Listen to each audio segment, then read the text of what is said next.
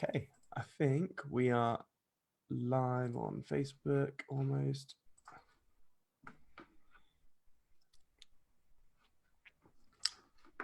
Right, let's do this.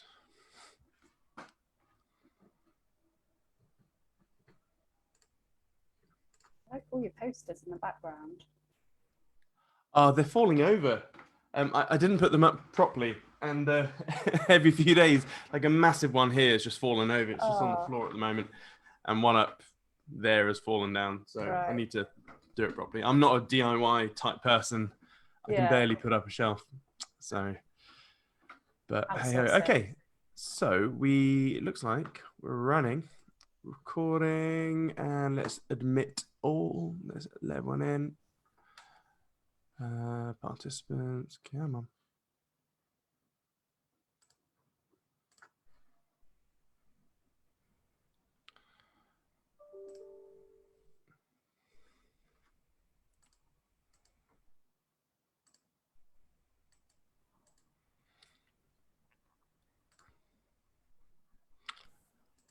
Right. Hey, folks, that's joining us.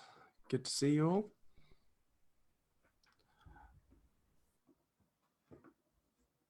Right.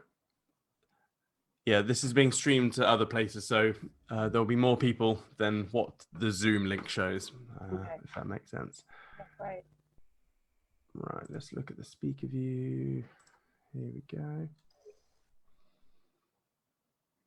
I think that's it. 1 minute to go, and then we'll crack on.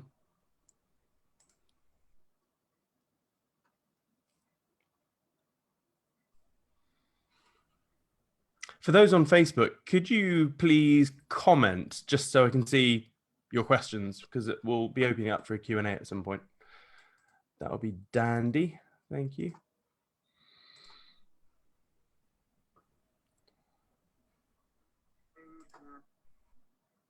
I can't see any comments yet.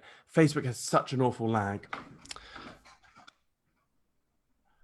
Right, 12 o'clock. Let's crack on. Let's do it. Hey, everyone. Siam here, and I'm joined by the lovely Jenni Bradford.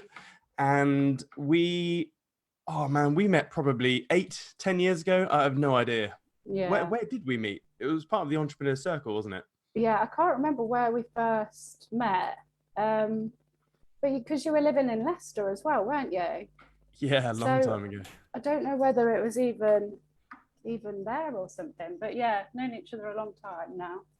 Yeah, I think I met your brother first, Colin. Yeah. Because we got on well, and but yeah, so I guess the long story short is that we were both part of an entrepreneurial type networking scene, and like minds attract, I guess. And so I guess in a nutshell, I'm going to cut to the chase. Colin and Jenni, they set up a business, they grew it, and they sold it. Was it last year? Yeah, 2020. In a freaking shitstorm of a year. So I'm quite fascinated. So first of all, who are you, Jenni? For those that have no idea who you are. So my name is Jenni Bradford, and essentially my business journey started in 2012, and I joined my brother running an amazing business called Magical Maths. And my brother was running a tuition business, private tuition, and he basically realized there was this epidemic going on of children that all didn't like maths or had decided that they couldn't do it or they were scared of it.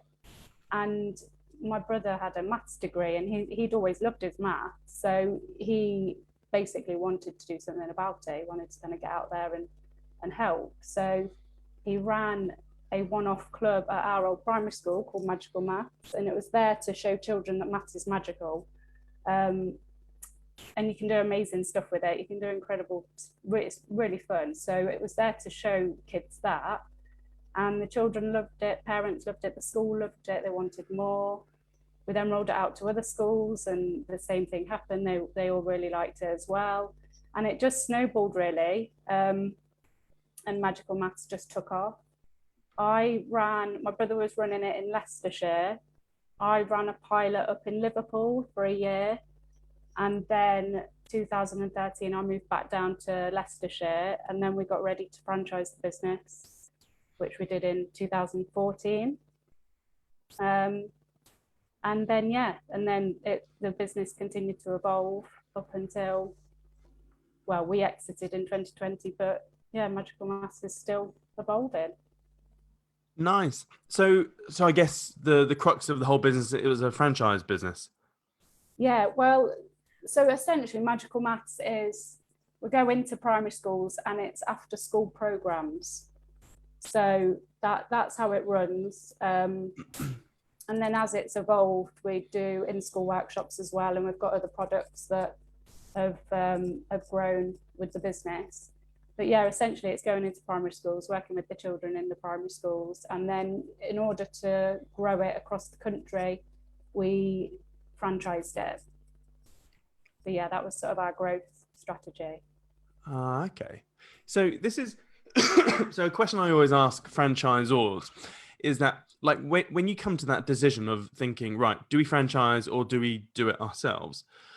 Like, what made you go for the franchise model? Because I guess the other side of the coin there is that you could simply hire performers, or not performers, presenters, I guess. I don't know what you call them.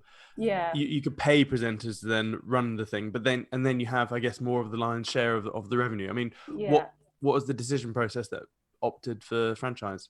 Well, franchising is tends to be faster growth, but the other thing we did do both. So we did have franchised areas and managed areas. So Leicestershire was always our head office territory, and we felt it was quite important to have our own territories so that we could test new things, evolve ideas. So we always actually had our own territories, and we did expand our own territories as well. We did both. Okay. And how did it compare? Like, obviously, you most likely, knowing you and Colin, you probably split test, your own territories versus other franchise areas. And like, what was more profitable, your own areas or the franchise areas? Well, ultimately, we went down the route of franchising. So in the latter years, we were just franchising. So the managed areas was a lot more it involved a lot more of our time. Yeah. So the and with the franchised areas, again, this all came sort of over years of trialing and testing. Yeah. But the franchisees were just absolutely fantastic. They're business owners, aren't they? So True. They have their own. They are kind of just completely invested. It's their business. It's their territory. It's their team of people, and they just crack on and they run their own business. And we were always really confident that they were doing a really good job.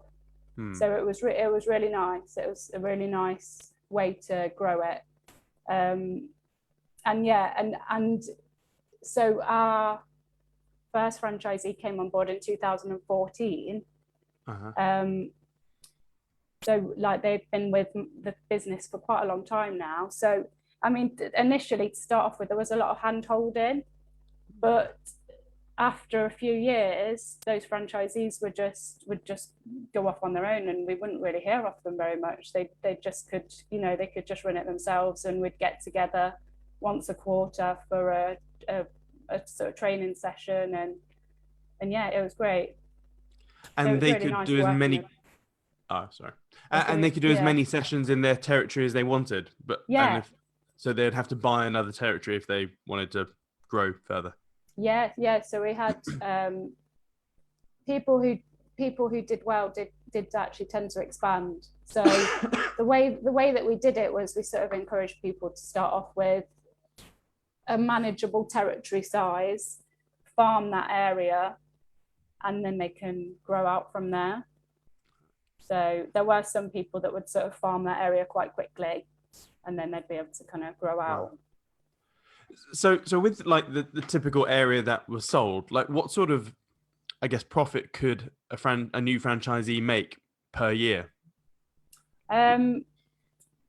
Oh, it's variable, and it's ultimately down to sort of them and how much work they're wanting to put in. So yeah, it's kind of, yeah, it's fair enough.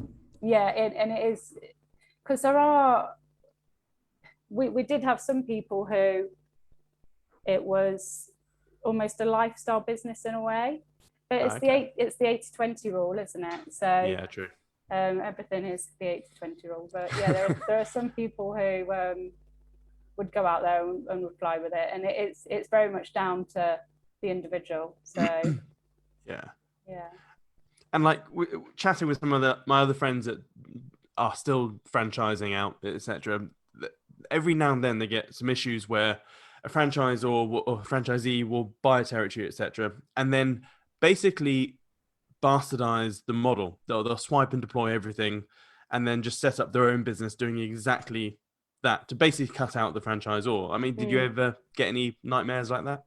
We didn't ever actually come across that. Oh, nice. So we didn't ever have that, and I don't know whether because Magical Maths, we were the first company to be doing what we were doing. So, and there were people that came about sort of during the time we were running the business who were doing a very similar model.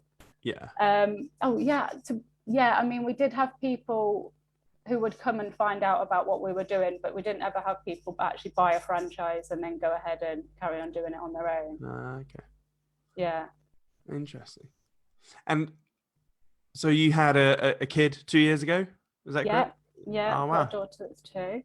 How's it going? It's freaking crazy parenting, isn't it? Yeah, it is. She's lovely. She's great. So really enjoying it. Any more on the way? Challenge. Yeah, definitely want to have more. So I'd like to have my own Magical Maths club at home. And how have you juggled babies and work? Because this is probably every parenting's challenge, juggling work and kids. I mean, how did you navigate that sort of territory? Well, I think so my role within any business that we run is systems. So me and my brother work alongside each other, and the rocket fuel book. Yeah. So my brother is the visionary and I'm the integrator. Nice. So my personality is an integrator and organizing and things like that. And I always knew that I wanted to have kids. So, and I obviously my daughter's only 2, so I was running the business for quite a while before I had any kids. So the whole time I was like, oh my God, I'm not going to be able to do this with kids. And it was always, right, I need to build it so that I'm ready for when I have got children.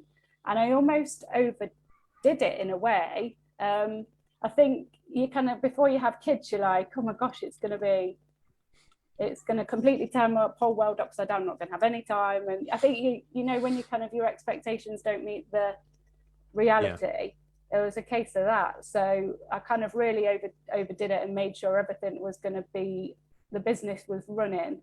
And then, and after I had my daughter, actually, I really loved the business.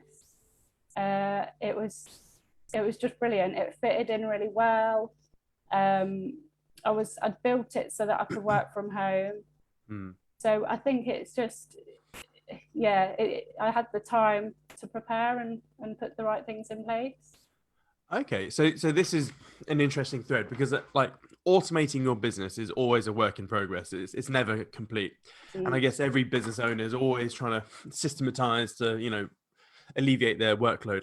What exactly did you do to make sure that the business was on autopilot as best as it could be before the big day?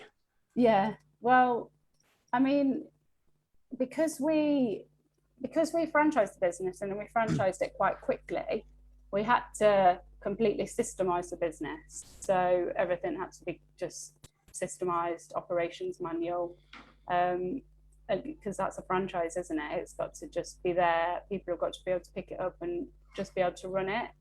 So the business, and so we were forced into having to be completely systemized and everything running as well as possible. So we've always sort of built businesses that way. And then the other, once we got franchisees on board, like I said, they were great, and they're a business owner, so they're really hardworking, they're really passionate, and they just crack on and do their thing. And then our kind of role was then to support them and keep the business growing and keep new ideas coming in. And as you get to know your franchisees, and as you get to know their pain points and things like that, it was always trying to alleviate them and kind of putting the systems in place to help with those things. Yeah. And then it would be an economies of scale thing, because if it was a franchisee was struggling with something and we could save them that task, and it would save them an hour a week. And if there's 50 franchisees in a network, you're then saving the network 50 hours. So being in charge of the systems for a network of people is quite kind of rewarding, because you can be saving everybody a load of time. And then in terms of getting ready for having a baby, it was just a case of, like I said, I kind of overdid it a bit. So I just completely documented everything, made sure everything was processed and people knew exactly what they had to do. So the people who were covering for me could just pick it up and they knew exactly what to do. But I do like systemizing stuff as well, so that it doesn't rely on people doing it. So there are a lot of things that can be taken away. So we'd always be recruiting. So at any one time, we'd have hundreds of staff running clubs across the country, and we were continually recruiting people. So that recruitment system was pretty much automated, that whole process. Wait, so you recruited for your franchisees? Well, part of what they had to do was recruiting, yeah. And we were doing it for our managed areas. Okay. So it was just finding what are the main sort of things that need to be done in the business, and just making sure that there's a process in place and those things are running. Okay, so I'm just going to try and I'm going to anticipate an inevitable question. Can you sort of give an example of a system which needed systematizing, and then you doing it so it then released some time/effort? Because I think people would want like specifics, because like in lots of interviews that I've seen on YouTube and others, you know, the interviewee goes, oh yeah, we just systematized that and it was hunky-dory. And then the thread in YouTube is like, yeah, but what exactly did you do? Like, so can you, for example, share a task that you automated, or I'm more than happy to go through it. I'll go through the recruitment one if you want. Yeah, go for it. I mean, it's quite long-winded, so it's fine. People will skip if they're bored on the recording. So for our recruitment in Magical Maths was quite unique. So the majority of the work that the staff do is for an hour a day after school. So we go into schools and run our after school programs. So we were recruiting people for an hour a day. So it was a very unique sort of recruitment system anyway. And like I said, we were always recruiting, so it's something you continually were having to do. But we would set it up where, so you know, when you're sort of arranging interviews and you have to do, you and I were doing it when we have to do like the back and forth of what time can you do and what time can you, and such that. Ball like. So we would set up, we just using Calendly, and that is just literally, here is all my times. And then anybody that applied for a job, send them your Calendly link and they can book an interview. It eradicates all of that going back and forth, back and forth. So straight away, you can imagine if there's hundreds of staff that you're recruiting, that would cut down hundreds of hours. Yeah. So we put that system in place. We'd also do things, because we had quite a lot of different recruitment avenues as well. So different places people were coming in from. So we would try and kind of automate responses if we can. So it was just setting up, like canned responses in email. So if franchisees were emailing applicants, then they could just click open a canned response, send it out. So yeah, and so they can just copy and paste. If they're on Facebook, they can quickly copy and paste and send. And then from there, when they were interviewing people, we'd set up a form, and that would they'd then fill that form out whilst they were interviewing. Yeah. And that just eradicated all paper-based. Like you can imagine, we had like big fat folders of paper-based interview forms. So, and paper-based just doesn't work because you have to look after the documents, and you lose that. Like if you need to find an interview form, you can't find it if you've got big documents of them. So just made it a lot more workable. Like you could easily access somebody's interview information really quickly. You don't have to store things, you can access it, it's in the cloud. And then from there, once we'd interviewed people, the automation would then kick in. So if an applicant was accepted, they were then automatically sent an email with all the documents that they needed. And there were forms that they needed to complete. So we had agreements that they needed to complete, that was all online. They needed to complete DBSs, so all the information was in there. And then once they'd completed the consultancy agreement, again, that all went into the cloud. Franchisees just have to check to make sure they've got everything. And then training then kicks in, and again, that was automated. So as soon as someone filled out their consultancy agreement, the login details for their training portal was then fired out to them. They just do the training. So it just, it was just really a case of what, like I said, because with having lots of franchisees all doing the same repetitive tasks, if I could automate stuff for them, you're not just automating it for one person, you're automating it for loads. So those little time savers actually made massive differences. And I think there's a massive point there, folks. Like I've made all sorts of courses over the years, etc. And for many, many, many years, I didn't make one for my team, for new staff members, etc. So every new member of staff that came in, I would sit them down for an hour, like one-to-one, and say the same thing, like over and over again. And when you're in a massive, recruitment drives and you're onboarding lots of staff per week or per month or whatever, you're having the same bloody conversation, which is good and bad. But yeah, having like a little staff portal training portal is just, it's so good. And that way they can watch it in their own time, so they're ready to roll when they're coming to work, etc. And that way, when you do have your one-to-one, which is essential, you can talk at a far deeper level. So I think that's a massive one. Okay, so right, so let's fast forward a bit. So I've sold a bunch of businesses in the past, and every exit process is different. Like before I did one, I always thought that, it would always be the same, like a standard, like a marriage, or divorce or whatever. But they're all different. I mean, how is your exit process? First of all, sorry, one question at a time. How did you find the acquirer? So they actually approached us. So our exit plan was to sell the business. We had a 5-year plan, and we were 2 years into the plan. So the plan was to sell, but just not at that point. And somebody approached us, and it was March 2020 that they first came to speak to us about it. And my instant reaction was no, just because my headspace was, like when you're just so like focused on what you're doing. And Colin had to be like, no, we do want to sell our business. And I was like, but not now. And he was like, but it's just because it's earlier, it actually means it's better.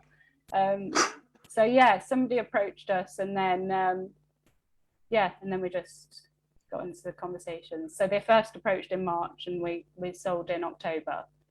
So okay. And so what sort of acquirers were they? Did they go through the whole like multi-month due diligence and all that sort of stuff? Or like what made that time lag from March to October? Yeah, it was That's quite just a all. long checkout process. Yeah, it was just all that. Yeah, just everything that needs to be done. So,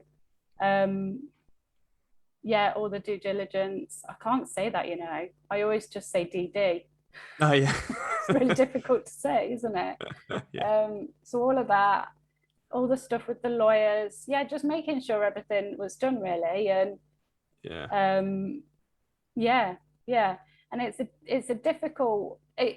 Colin and I was sort of, obviously we worked together in the business, and he was the main one that was working on that process. Yeah. So it's when you're selling, it's tricky because you have to kind of be thinking, right, we're potentially going to sell the business here and work on selling it, but also you have to keep your head in the game, don't you? So you also have to keep really working on the business, and also the business sale could fall through at any moment. So you can't decide I've sold my business, because that could be really difficult if you don't, and then you've got to carry on running it. So it was almost easier probably for me in a way, because Colin was the main one working on the sale, and I could just carry on focusing on the running of the business and looking after franchisees and stuff. Okay. So I know you can't share the price of what you sold it for due to, privacy and all that sort of stuff, but were you too happy with the exit? Yeah, definitely. Yeah. So it was, yeah, it was a figure that we were really happy with. And yeah, at the point in time that it came through as well. So yeah. And is there like a lengthy earn out process? Like how long do you have to stay in for, or is it like a clean cut? Well, yeah. So we don't have to stay and work. So we sold in October, and we were contracted only until January. Jeez, that's quick. I know, yeah. So, and then, yeah, there is a trickle effect with payments over a few years. So there is some of the money that will be coming in over the next couple of years. Yeah. So yeah. So you're a lady of leisure now. Well, yeah. Mama of a 2-year-old, more like. Okay. So what are you doing like work-wise? Like, are you just chilling out? Do you have other plans? What's next?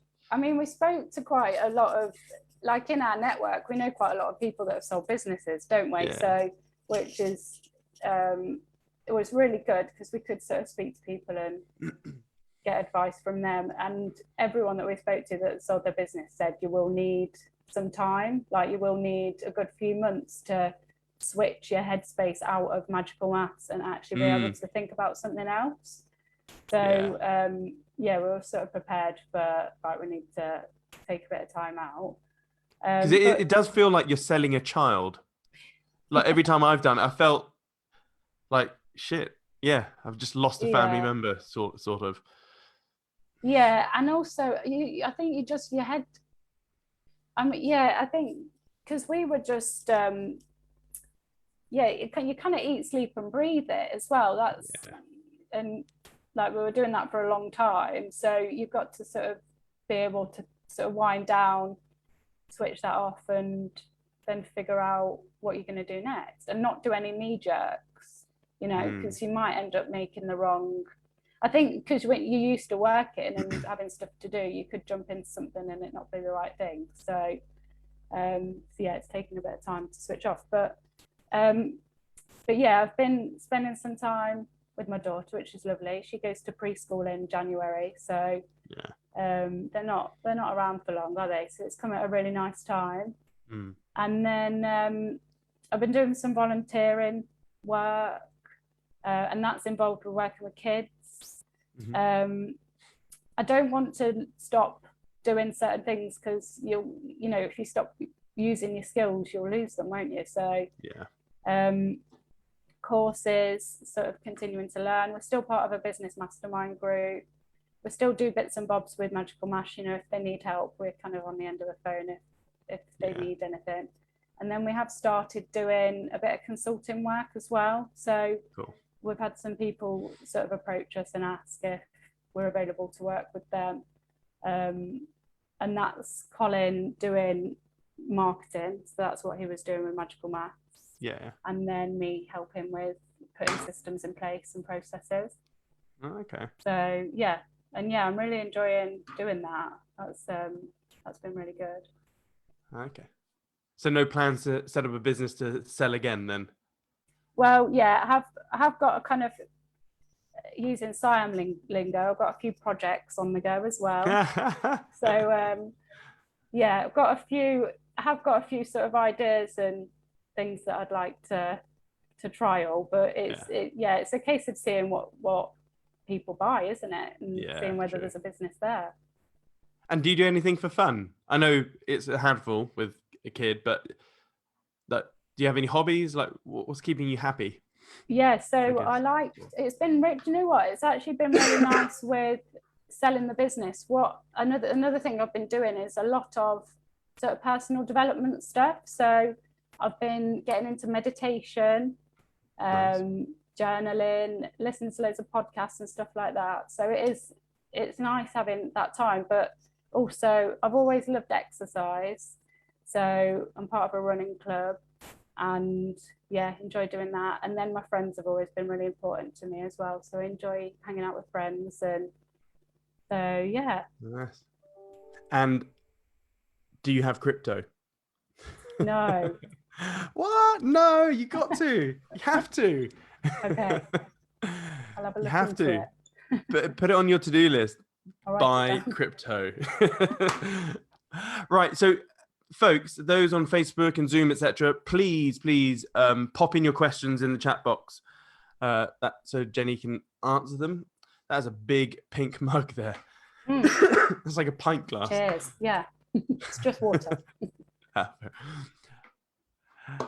So Johnny Peter says I was just about to ask about crypto, lol. Come on, put in your questions, folks. So so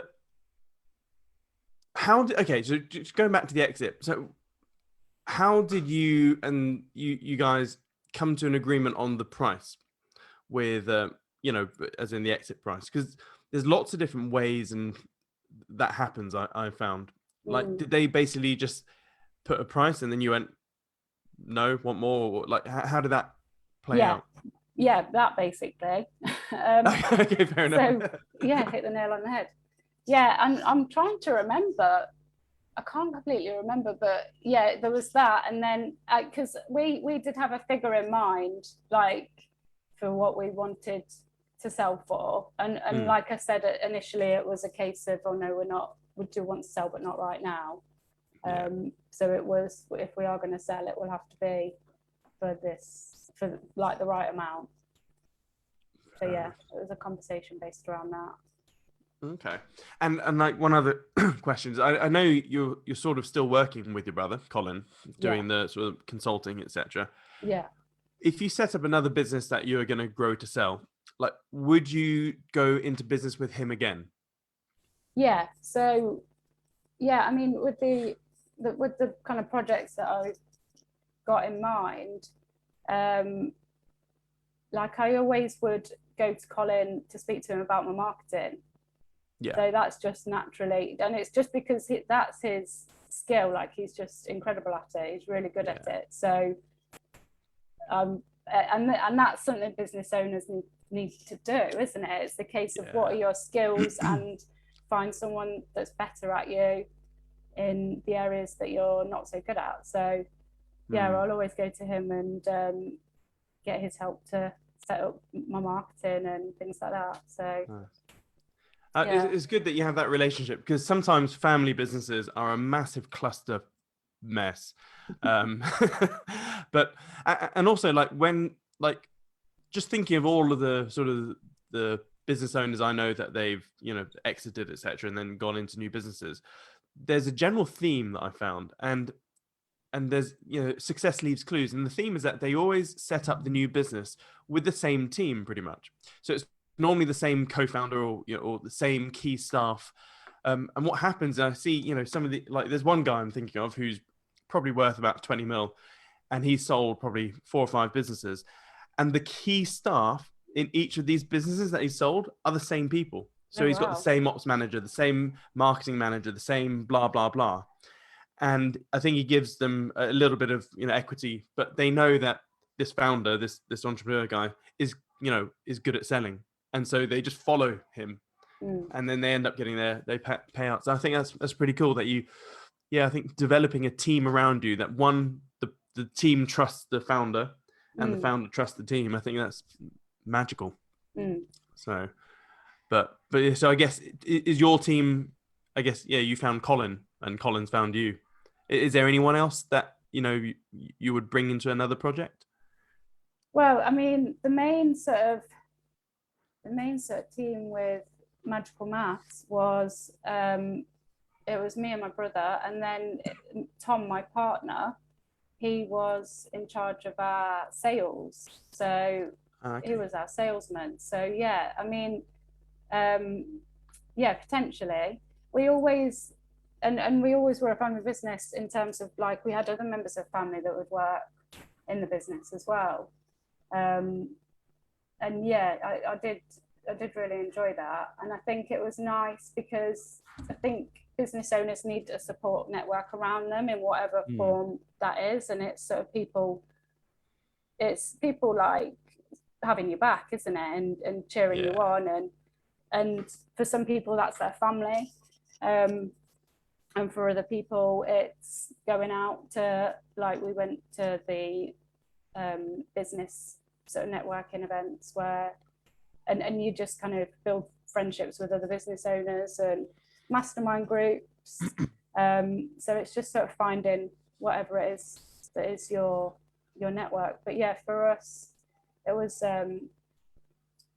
definitely family, and like they were there throughout the whole journey as well. And there'd be times, because I mean, there's always times where business owners kind of have limiting self-beliefs and things like that, and actually having really solid people around you who know your business and are there, they never faltered. They were always, because they weren't the owners of the business, so they didn't have that same responsibility and pressure, but they just totally loved the business and totally believed in it. And they just always, I mean, Tom, like I said, he was in charge of our sales, and he was just incredible because he just loved Magical Maths, and he truly believed that every school in the country should have Magical Maths in it.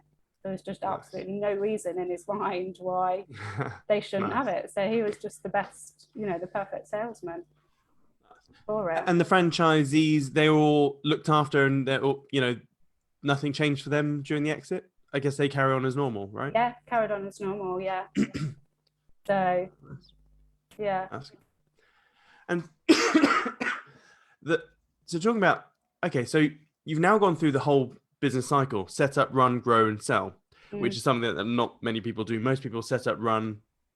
That, that's, I guess, the rut most business owners find themselves in. So now you've effectively walked the walk. Do you still have any self-limiting beliefs?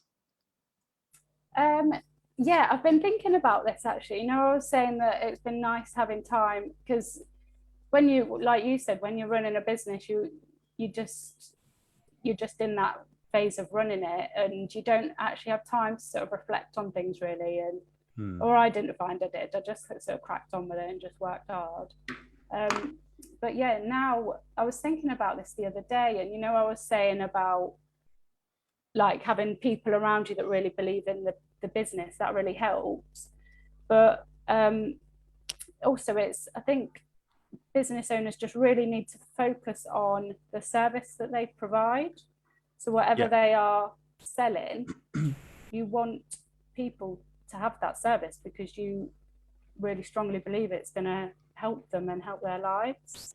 And that's just what business owners have to focus on. So, and the business owner is literally just a vehicle to get that out to people. So that, having that mindset of focusing on the service and not, it's about me and it's about how I'm coming across and it's about I've got to do it in this way, it kind of gets rid of that then. So yeah, that's something that I've only reflected on and come to realize that just by you just have to just keep focusing on, right, we want to get this out.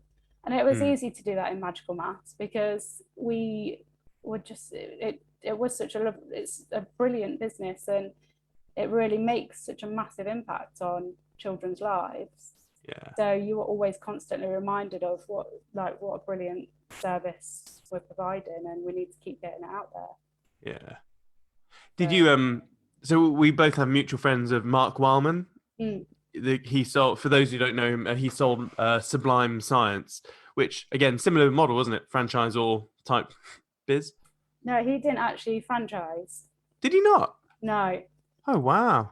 But yeah, he ran it from head office, and he was science. Well, Sublime Science still is science birthday parties. Yeah. And so, oh wow, so he went down the payroll, as in like paying the presenters to do the things. Yeah, and manage them all from head office. Wow. Okay. So, have you had a chat with him? Yeah, like, because you both had similar journeys, basically.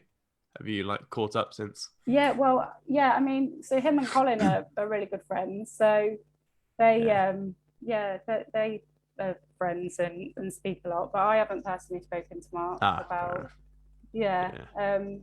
The last time I saw him actually was January 2020. So we went to a business event January 2020, and then obviously after that, kind of the world has locked down, and you're not kind of seeing people as much, are you? True. So on Facebook, Michael has a question: how long in advance do you start preparing for the sale, and what the process looks like in the overview and getting the team on board? Yeah, so like I said, our plan was a 5-year plan, and we were only 2 years in, but we had started to already do work for it. So if you know that is your exit plan, then just start learning about it. It's like anything in business, isn't it?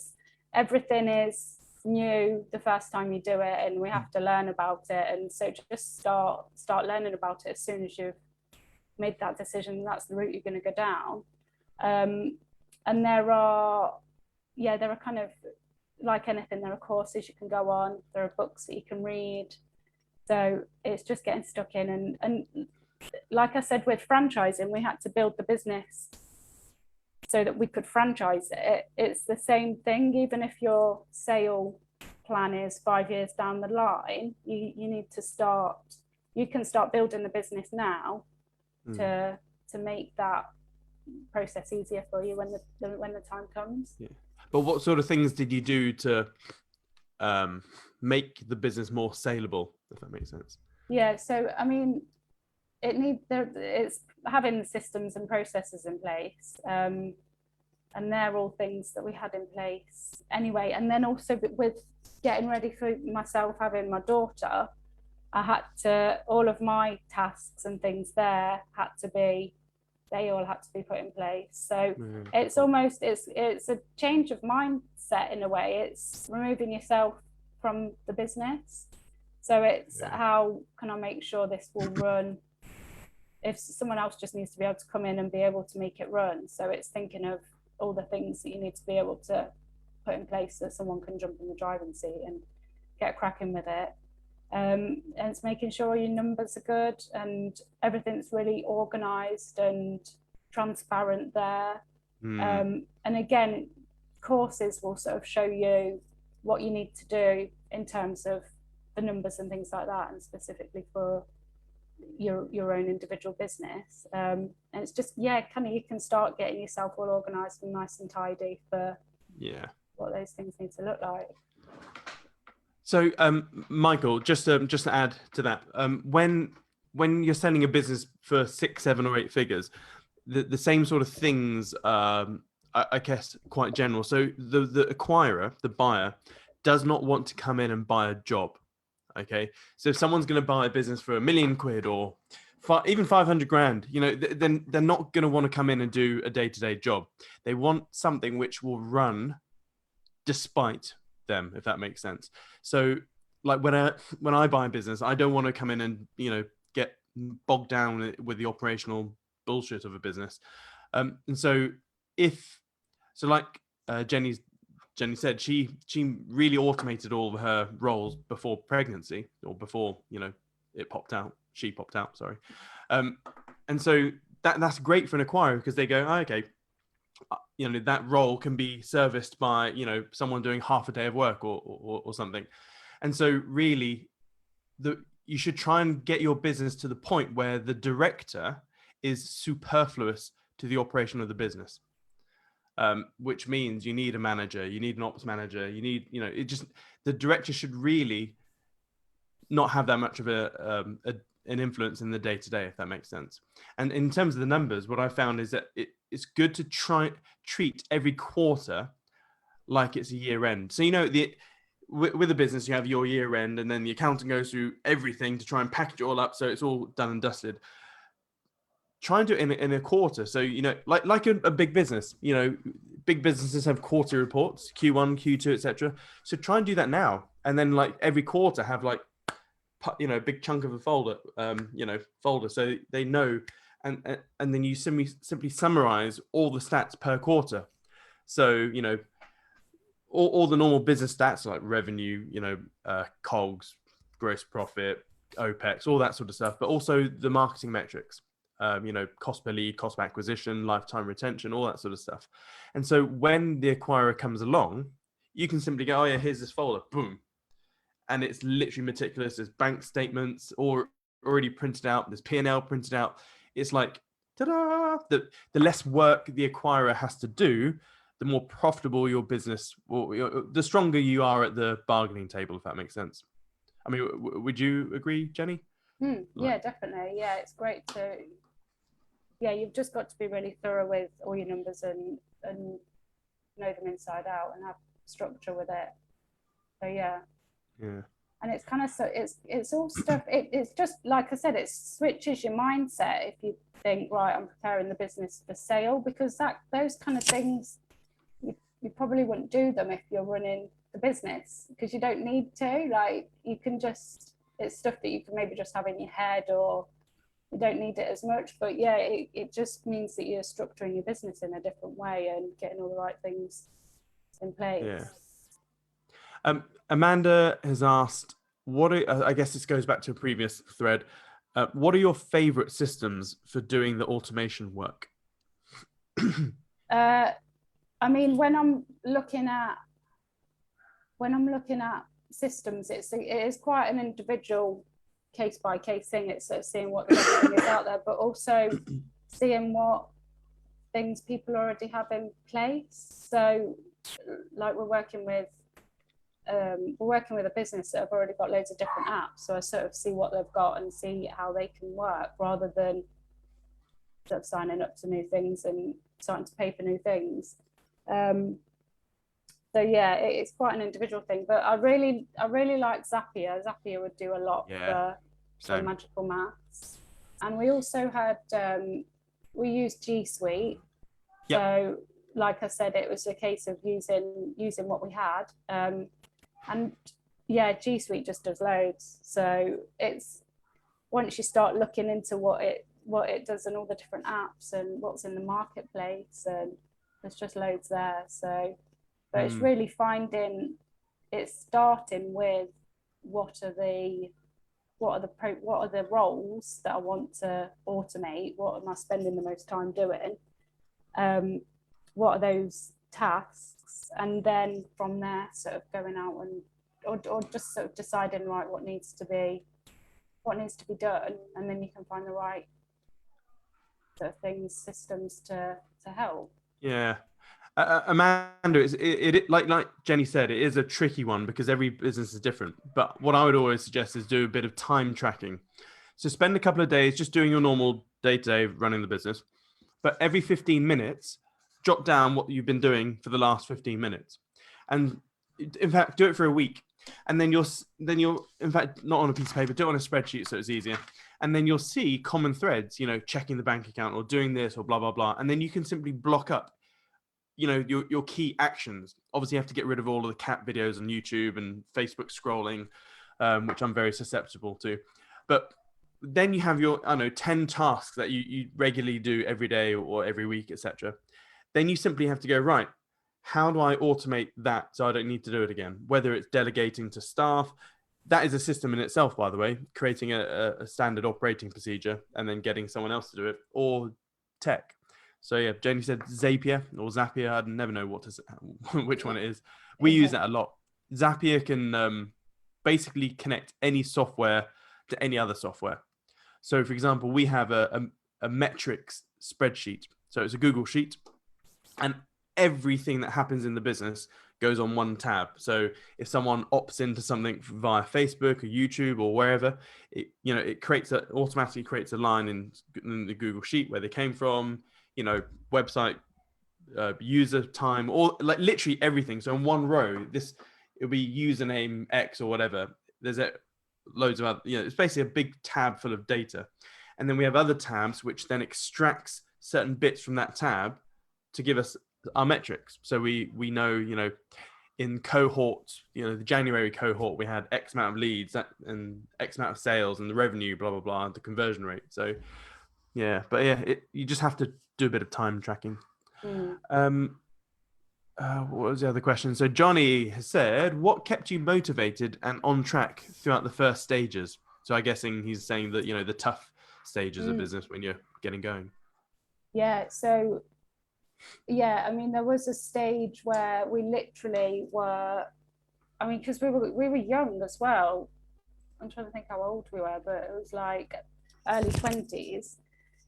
So we didn't have kids, and we could just literally work all the time. And I can remember that early stage, you just never knowing what day it was, because it just didn't matter, because I was just working every day. So yeah, but I think I've just always really enjoyed working hard and being challenged, and that I don't think there's anything more challenging than running your own business. I think it's the ultimate challenge. And it's and as I think in that early bit as well, it's recognizing that it can feel like there's things that can feel like a struggle. I think every aspect of a business can feel like a struggle, and it's because it's always a new thing that you're learning. So you're being stretched, your comfort zone's stretching. So yeah, and once you start recognizing that, then you'd be like, oh, I've been here before, I know I can get through this. And the next time you're doing something new, you kind of, you can get through it, and so keep going. But it's good the thing I've found as well with having a daughter is it's actually really good, because you haven't got a choice, you have to do something else. So and it really does help. You need something where you can completely switch your mind off for a bit, because having a break and having some time off does actually make the time that you're working more efficient. Like you're better, and you can get more done if you've had a break. So yeah, it's kind of finding something that will make you stop thinking about the business for a bit and having a bit of downtime. Nice. Fame has asked, did you start the business with the intention of franchising, or did that just come around naturally? Yeah, so we've gone through this, Fame. It sort of came around naturally. And the other part of his question is, any tips for someone who wants to turn their business into a franchise? What's the first step? Great question. Yeah, that's a really good question. So, it's making sure you've got to really make sure that you've got a good model. So the business has got to work, it's got to be a really solid business in order to franchise it. And then, like I said, it's then just getting everything really tight, really well systemized. You've then also got to think about the marketing side of franchising the business. And like I said, that was something that Colin was always really good at. There's lots of sort of marketing sources out there for franchising, so it's sort of tapping into the right things. And another thing we would do is get around other franchisors. So just like any aspect of running a business, sort of rub shoulders with people that have been there and done that. We were part of a franchisor mastermind group for quite a while. Cool. Just getting together with other people that were franchising. I hope that answers that. Nice. That's great. So last chance, folks. Anyone have any more questions for Jenni? In fact, do you have anything else you want to add, Jenni, whilst we're waiting for the lag to catch up? I mean, I think in terms of things that would be good, there's some things maybe that I've thought, oh, if I could go back and start again, I'd put these things in place. Yeah. So one thing that was amazing for me and sort of my relationship with the business was having a cash flow forecast. Oh, okay. So once How far ahead? We'd sort of have it sort of probably about, the graph would be about a year in advance. Okay. So, and that just completely changed my, like I said, my relationship with the business. So starting up any business, just get a cash flow in forecast in place straight away. And the idea with that is just literally having it where you're putting in, and it's a spreadsheet. I haven't used kind of Zero or anything like that for them, because we've got a template and it just worked really well. So we just cracked on with that. But it's putting in place all of your costs, all of your predicted sales, and it's kind of being conservative with them. So it's almost worst case scenario. And then it's having a graph linked to it so that you can then see what it looks like. And for me, it just completely changed, because I think that's a big stress for business owners, sort of, especially when you start bringing in staff and things like that, and you've got the responsibility of their salary that you've got to cover at the end of the month and all of those things. I would sort of stress about thinking, oh, it's a lot of responsibility basically. And our business was actually, in a way, it was quite seasonal, because the majority of our work was during the term. So during summer holidays would come up, I'd always be a bit like, oh, we've got to make sure we're doing loads of extra stuff so that we can get through the summer. And actually, once we've got this cash flow forecast in place, you can see like the summer's coming up and there is a dip, and we'd have a bit of a dip at Christmas as well. But actually it was all right. So I was like peddling loads, thinking, oh, I've got to do all this stuff to get through the summer. But actually, when you look at the cash flow forecast, you're like, oh, it's all right. Or if I just do a little tweak here in February or March, then there's no dip at all. So it just means you're a lot more eyes wide open. So yeah, having a cash flow forecast was completely invaluable. Awesome. Amazing. Well, I don't want to steal too much of your time, but thank you so much for coming on today, Jenni. It's really appreciated. Hopefully everyone here has managed to take away a nugget or two. And so do you have a website that you want to promote, or like, where can people find you if you want to be found, that is? Yeah, I mean, yeah, like I said, we are working with business owners, but we've not set it up as a business. It's been more people contacting us and asking if we're able to work with us. But yeah, we do have a few slots available still, so we do have some space. So if people wanted to get in touch, then they could email. So I don't know, can you see that? Wait, let me get. Okay, so I'm just going to type that down. So it's Jenni with an I at magicalmathsclub.com. Yeah. So if people want more info about us working with your business on systems, processes, marketing, then yeah, just drop me an email and ask for more info and we can have a chat. Awesome. And hands up, I have no commercial affiliations with Jenni at all. This is just, I want to send people her way. So hopefully you don't get inundated with spam, because this video will end up on YouTube.